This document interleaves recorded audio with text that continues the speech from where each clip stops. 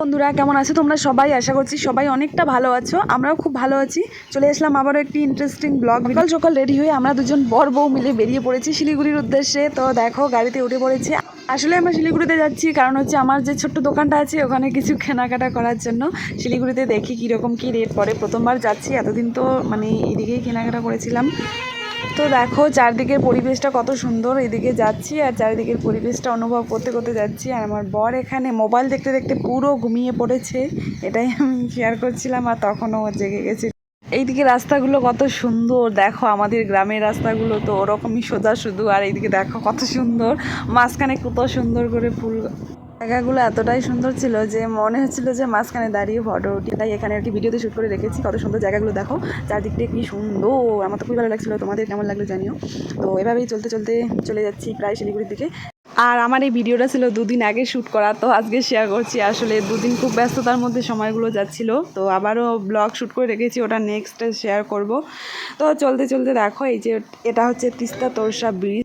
আর এটার উপর দিয়ে যখন আমরা যাচ্ছিলাম তো আলাদাই একটা ফিল হচ্ছিল। আর একটা জিনিস খুবই ভালো লাগলো, সেটা হচ্ছে কাশফুল, সব জায়গায় শুধু কাশফুল। এই জায়গায় একটু দাঁড়িয়েছিলাম, গাড়িতে তেল ভরেছিল।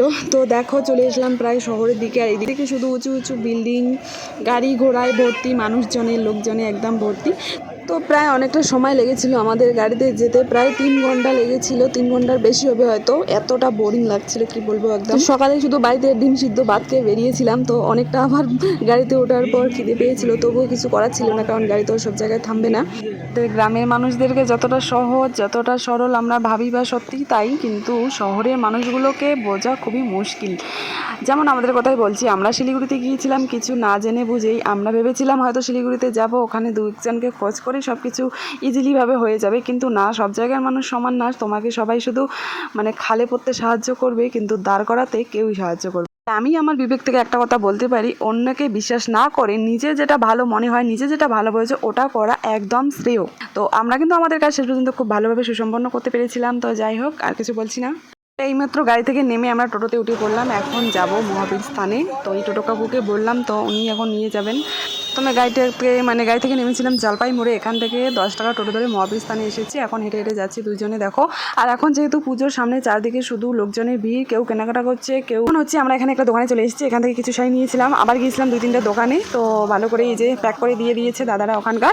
এখন হচ্ছে টোটো ধরে আর একটা দোকানে যাব। তো বেশি কিছু আর শেয়ার করিনি, যেহেতু মানে শিলিগুড়ি বুঝতেই পারছো, মোবাইল সবসময় বের করাও একটা ভয় লাগছিল।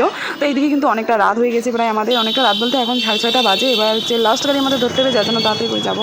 আর বেচারা বরমাশাকে দেখে আমার খুবই দুঃখ হচ্ছিল, কারণ এই যে বস্তাটা অনেক ভারী ছিল, শাড়িগুলো কিন্তু ছোট ছোট আর ভারী। তো ওখান থেকে বেরিয়ে আরও দুটো দোকানে গিয়েছিলাম, ওখানে আর ভিডিও শ্যুট করিনি কারণ বুঝতে পারছো দেখো কতটা রাত হয়ে গেছে। গাড়ি ধরতে হবে, লাস্ট গাড়ি, তারপরে আবার পাবো না, বুঝতেই পারছো শিলিগুড়ির ব্যাপার।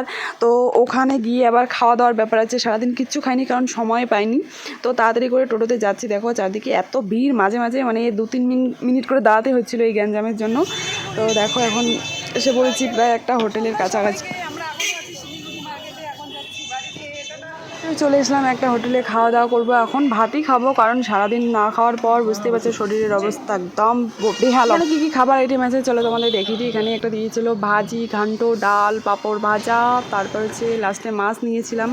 তো এখন হচ্ছে এখানে দাঁড়িয়ে আছি গাড়ির জন্য, মানে বাসের জন্য। পরপর কতগুলো বাস চলে যাচ্ছে, কিন্তু আমাদেরটাই আসছিল না। আমার বড় এখানে অনেকক্ষণ ধরে অপেক্ষা করছিল।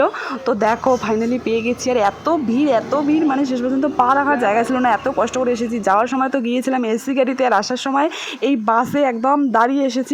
আর অনেককে বলেছিল অনেকভাবে, কিন্তু কেউ আর কারো জায়গা ছাড়েনি, কারণ ওরা একদম সোজা যাবে দিনহাটায়, আর আমরা তো মাথাভাঙ্গায় নেমেছি।